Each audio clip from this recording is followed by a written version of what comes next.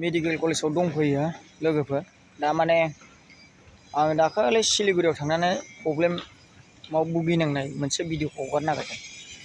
आङो जेब्ला Siliguri मेडिकेलनिफ्राय Siliguri medical college बिनिफ्राय माने जेब्ला गिदिंफिनो एब्ला माने ट्राफिक सिगनेलनि थाखाय बेंगल पुलिसा आंखौ लाखिबाय आरो एम्बुलेन्सआथ' खुनु समाय ट्राफिक सिगनेलनि रुल फल' खालामना आंबोथ' रुल रेगुलेसन मिथिजोबगौ।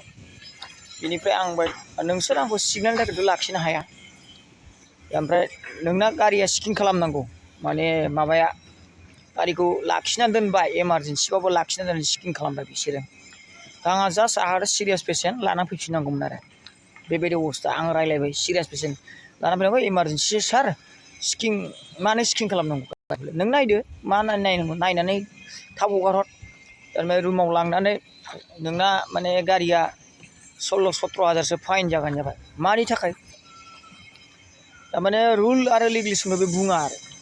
ओमफ्राय दाना आं बेवहाय फाइन दानदो मानि थाखाय दानगोन आं कर्टआव थांना हैगोन नांगौबा होनना बुंबाय।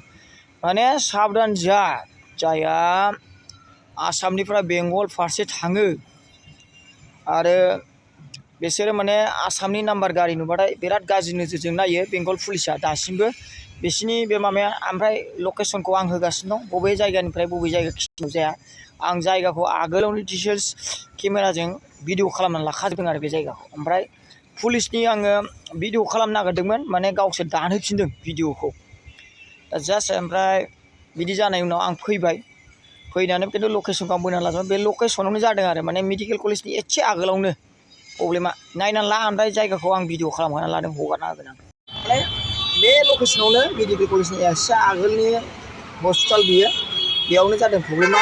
आगोल मोनसे नाम्बारजों मिस कल हरदों आं बुफिनबा आननन नाम्बार जादों आरो बे नाम्बार सोहि नङा होनना बुंदों आरो। ओमफ्राय बे जायगानिफ्रायनो नायदो बे हस्पिटालनिफ्राय बे साइडआवनो पार्किं खालामदों बेयावनो नोजोर होनानै थाबाय थाखादों आरो बे पुलिसा बेयाव।